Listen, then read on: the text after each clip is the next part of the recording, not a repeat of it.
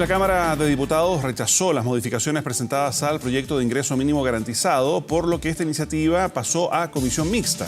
De ser aprobada, la propuesta de sueldo bruto de los trabajadores alcanzaría los 360.200 pesos. Justamente queremos hablar sobre esta iniciativa y su tramitación. Para eso nos acompaña Alejandro Santana, diputado de Renovación Nacional. Diputado, muchas gracias por este contacto. Muy buenos días. Buen día. Buenos días, Mauricio Carola. A ver, finalmente la posibilidad de que los trabajadores puedan llegar a tener el sueldo bruto de justo más de 300.000 pesos. Se habla desde la oposición o desde quienes están contrarios a esta iniciativa que se estaría discriminando a los trabajadores, que algunos sí, algunos no. ¿Qué tienen ustedes para decir al respecto? Bueno, lo que está haciendo la oposición, habiendo rechazado ayer el informe del Senado, es discriminar. Es decirle a los trabajadores que van a tener derecho a este beneficio dependiendo de dónde trabajan. En este caso, si trabajan en empresas que venden 75.000 UF o más, quedan excluidos. ¿Eso qué significa? Que sobre un universo potencial de 700.000 trabajadores, 200.000 no recibirían este beneficio. Y yo lamento mucho que ayer se haya rechazado una iniciativa que fue mejorada en el Senado, donde los parlamentarios de oposición en el Senado entendieron que aquí estamos hablando de un beneficio que va al bolsillo del trabajador. Estos no son fondos que administren los empleadores y que no es responsabilidad del trabajador en la compañía donde ellos se desempeñen. Y en esa línea esperamos el lunes a las 10 de la mañana estamos convocados en el Ex Congreso de Santiago para la comisión mixta podamos resolver esta diferencia que es una diferencia ideológica. Aquí no hay una diferencia económica, porque no olvidemos que para quienes hoy día tienen el salario mínimo, esto implica aumentar su salario líquido en un 25%. Diputado, pero hay un matiz, porque acá estamos hablando de un subsidio que se paga con recursos públicos, con recursos de todos los chilenos. Y acá lo que dicen los diputados que han votado para llevar esto a comisión mixta es que se está subsidiando a estos 200.000 trabajadores que laboran en las empresas más grandes del país y que los subsidios deben ser focalizados, que no se puede favorecer acá a los grandes empresarios, a las grandes empresas, cuando ellos mismos podrían perfectamente mejorar los sueldos de sus trabajadores con recursos propios. Bueno, ahí hay un tema, como dije, conceptual e ideológico, porque este no es un subsidio a las grandes empresas, esto es un subsidio al trabajador que hoy día tiene una condición de un salario mínimo o que está por debajo de los 300.000 pesos líquidos. Y lo que busca este subsidio que efectivamente paga el Estado es que ningún trabajador, y eso significa 700.000 trabajadores, mujeres y hombres en Chile, ganen menos de 300.000 pesos. Es efectivo que las grandes empresas, inclusive al conocer esta ley, subieron sus remuneraciones a sus empleados, pero no es obligación hoy día de estas empresas que venden más de 75.000 UF pagar este salario de 300.000 pesos líquidos. Eso es materia de la ley de ingreso mínimo. Y esto es un proyecto que dice ingreso mínimo garantizado. Pongámonos un número sobre la mesa. Cuando usted dice, y está en el proyecto de ley, empresas que tienen ingresos por sobre los 75.000 UF, estamos hablando de empresas que tienen ingresos por más de 2.100 millones de pesos. Una empresa que tiene ese nivel de ingresos, ¿no puede pagar un salario de 300.000 pesos líquidos a sus trabajadores, cree usted? Bueno, primero decir que una empresa que vende 75.000 UF tiene una condición de empresa mediana en nuestro país. No es una empresa grande, es una empresa mediana. Y por otro lado, todo esto es relativo, porque una empresa puede vender 2.000 millones de pesos, pero tenemos que saber cuál es el giro, cuál es la rentabilidad del negocio, cuál es la actividad productiva a la que se desempeña. Pero como dije, ahí entramos a un debate que es de grandes, pequeños o chicos. Y el tema de fondo es que aquí lo que busca este subsidio es entregarle un beneficio al trabajador, directo al bolsillo del trabajador. Y en consecuencia, ¿cómo explica usted a 200.000 chilenos que sabe que usted no va a recibir este beneficio porque trabaja en una empresa que vende más de 75.000 UF?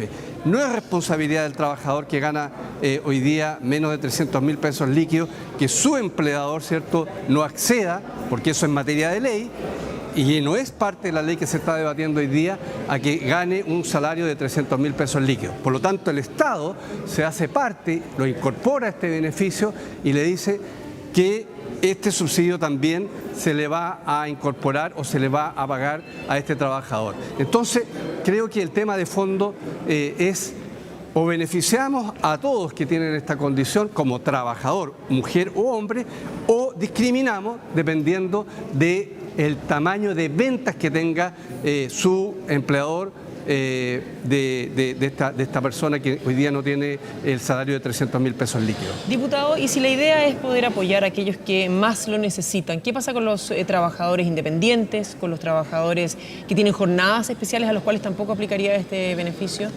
Bueno, este es un proyecto que efectivamente, como lo dice, está focalizado a que ellos tienen una condición de empleados formales, con jornada laboral completa, y no incluye a otro tipo de trabajadores como los independientes. Pero aquí estamos focalizando a este tipo de trabajadores y será materia de otra iniciativa, espero, dentro de la agenda social comprometida por el actual gobierno, que vaya incorporando a otros actores del mundo laboral. Pero el debate de fondo es el siguiente: llevamos un tiempo bastante largo, hay un compromiso de iniciar este pago y por lo tanto la gente tenga un ingreso mínimo de 300.000 pesos a contar de abril. Ya los tiempos están súper acotados. Efectivamente, este proyecto no salió como nosotros esperábamos en la Cámara de Diputados en el primer trámite, se arregla en el Senado y ¿sabe qué? Hay un tema que es importante analizar. En el Senado ustedes saben que también la oposición tiene una mayoría y sin embargo entendió de que esto era un beneficio al trabajador y no al tamaño de la empresa. Y en consecuencia, hoy día lo que sucede nuevamente en la Cámara de Diputados, quienes están radicalizados en este debate obstruccionista, es decir, mire, pongamos esto nuevamente en una comisión mixta que genera incertidumbre, que obviamente puede afectar el cumplimiento del plazo, que no es un plazo, es un plazo comprometido en función ¿Diputado? A la promulgación de la ley, pero obviamente que estamos en una situación bastante compleja por los diputados de oposición aquí en el Congreso. Diputado, a ver, cuando usted habla de la razón de fondo de todo esto, lo que se está buscando es poder darle mayor dignidad a los trabajadores, que tengan un sueldo con el cual puedan subsistir. Pero convengamos que con 300.000 pesos no se puede llegar a fin de mes. Lo ha dicho, y de manera transversal, desde el Partido Socialista, incluso a quien veíamos recién en pantalla, al ministro Sichel, que debería ser muchísimo más alto. Incluso hablan de más del doble, 700.000 pesos. Entonces, ¿considera usted que aquí se está dejando de lado la discusión de fondo, que es el ingreso mínimo, más que una bonificación o no? Lo hemos dicho con mucha claridad y comparto plenamente lo que ha dicho el ministro Sichel. Esto es un avance, pero no es suficiente.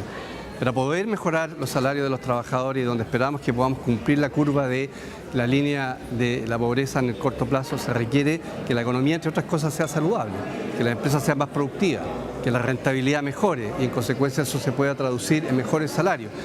Y hay otras iniciativas que van en esa línea, de hacer una mano de obra mucho más productiva, una mano de obra que permita acceder a mejores ingresos, que fue el proyecto que se aprobó de el CENSE, donde se empodere al trabajador, donde se capacite, donde exista también complicidad por parte de los trabajadores, perdón, de las empresas y donde busque en definitiva hacer un trabajador mucho más capacitado, con mejores ingresos, mejores salarios. Eso es el desafío que nos dé y que nos convoca a todos. Pero el tema de fondo no se resuelve con este bono, pero sí es un bono que ayuda, que si hoy día lo traducimos en una ley de ingreso mínimo, obviamente que va a afectar a los trabajadores que se quiere beneficiar con esta iniciativa, por las condiciones, por las situaciones que están viviendo las pequeñas y microempresas en nuestro país. Ya, pero ¿y qué pasa con los empresarios fundamentalmente? Porque yo le insisto, acá son ventas sobre los 2.100 millones de pesos al año.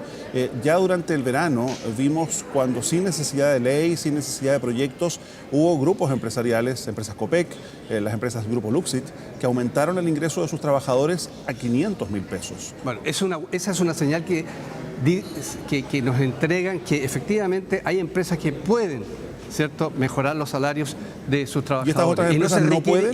Y no se requiere de una ley de por medio. Estas otras empresas desconozco si pueden o no pueden. Eso será materia del análisis, de la solidaridad, del sentido de urgencia que tengan esos empleadores con sus trabajadores, de apoyarlos.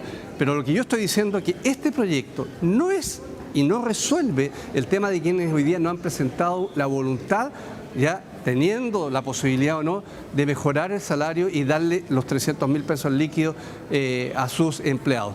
Y como esa voluntad no es obligatoria en el día de hoy, no podemos discriminar a esos trabajadores por una decisión de sus empleadores y dejarlos fuera, porque eso significa, como dije, dejar a 200.000 trabajadores sin el beneficio, sin la posibilidad que a contar de abril, o sea, en 15, 20 días más, tengan un salario, una remuneración líquida de 300.000 pesos líquidos, y que hoy día, para quienes tienen el salario mínimo por ley, implica aumentar en un 25% su ingreso líquido.